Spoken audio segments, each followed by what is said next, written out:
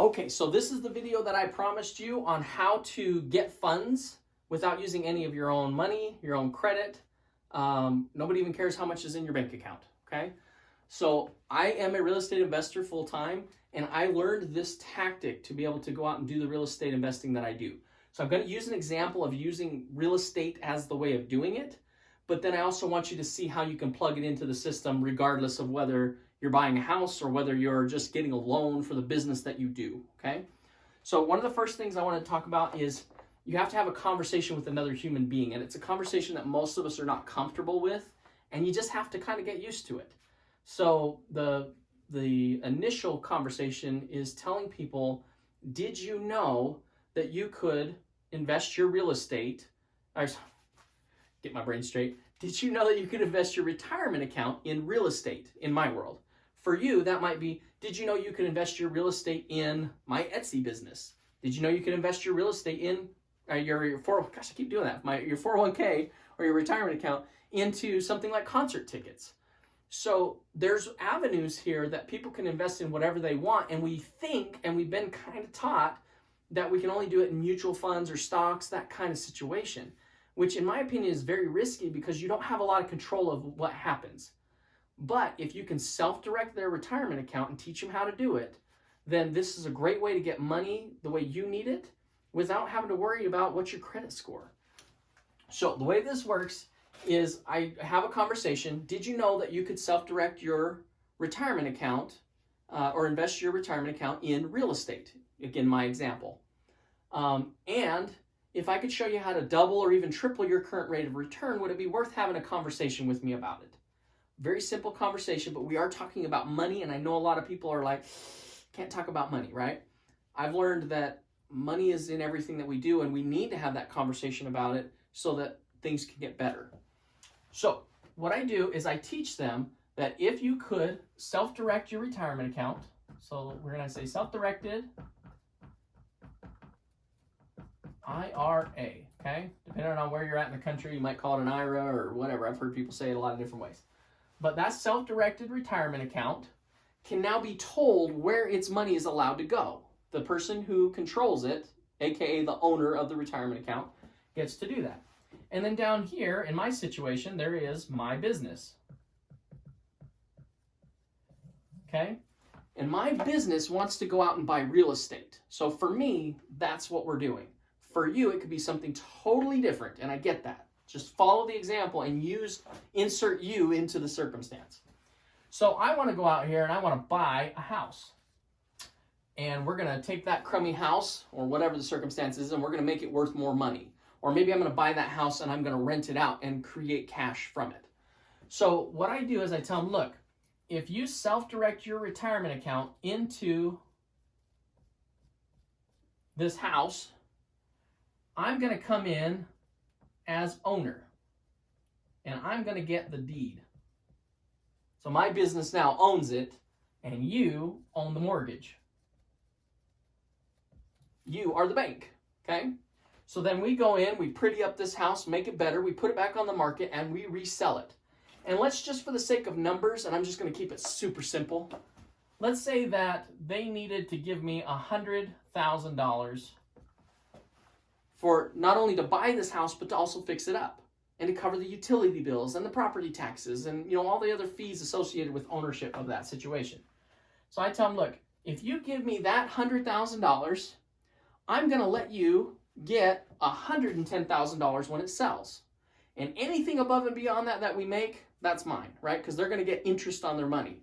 I'm oversimplifying this just to keep this going. So we go out and we sell the property. And let's say that I did really good and I sold it for $150,000. So what happens is their mortgage gets paid off, so the mortgage goes away, and they receive $110,000. What happens with the other 40 left over? It's a happy day for me. Then coming back to me, I get 40. Okay? They're happy because I just grew their retirement at a pace that they couldn't do on their own. And they didn't have to do any work. They didn't have to lift the hammer once. All they did was tell their money where they wanted it to go, and their money came back with friends. And the fun part is this is tax-free for them, okay? They don't have to pay any tax, simply because this is a retirement strategy that's allowed by the government, just like investing in a mutual fund or a stock. So once that's done, I get my money back, and I do have to pay taxes on that, and that's where my business has to come in and know how to do write-offs and strategies and things to minimize my taxable income. But that's okay, because I just made $40,000 in this circumstance using someone else's money. So that is the initial scale. Now you might sit here and go, but I don't have an income that this works for. So can we flip the switch a little bit and change this in a way that works for you? So I'm going to show you one example and then a second twist on the example of how you could do this. So let's say that you wanted to invest in a business opportunity that you're doing, whatever that business is. So what you're going to do is you're going to come out here and you're going to say, okay, we are going to create a joint venture LLC. All this means is a new business, okay? It's called a joint venture because there's more than one partner. So their money is going to come in and invest itself in your new business, however much you decide that needs to be. So this business can now have its own checkbook. We'll come over here. Okay. Hopefully you can see that in the video.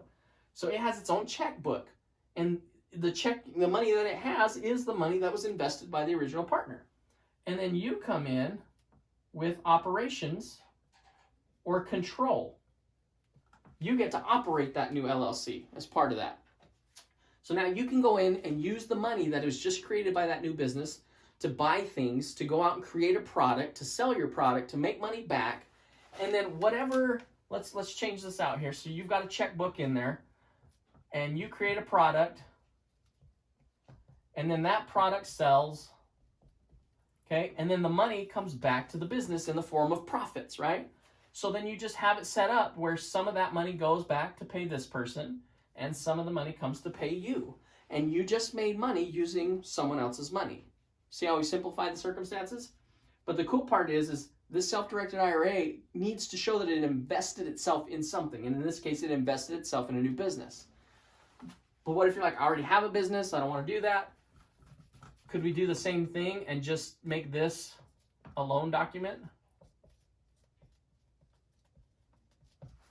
Right? So if we have it create a loan for you, it invested itself in a loan to your business, then that loan could be used to create a product and sell it, come back, and it makes a monthly payment to them, and then you get to keep whatever difference, whatever you made on top of that.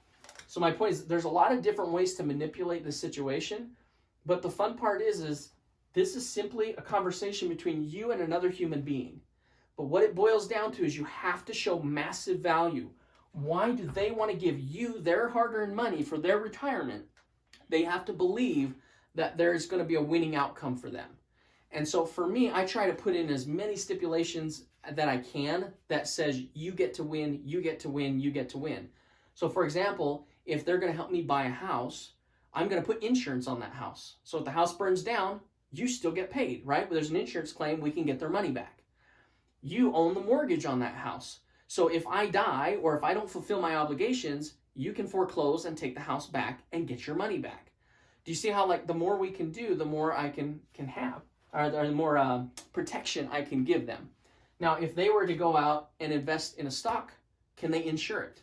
Absolutely not. They'd probably get laughed at for even asking, right? Can they do anything to that property to make it worth more to get more of their money back? You can't when it's a stock because it's just a piece of paper, right? It's not even really a piece of paper anymore. It's just a digital code. But my point is you need to figure out what works best and give them that information, create the value, and that's what gets them going.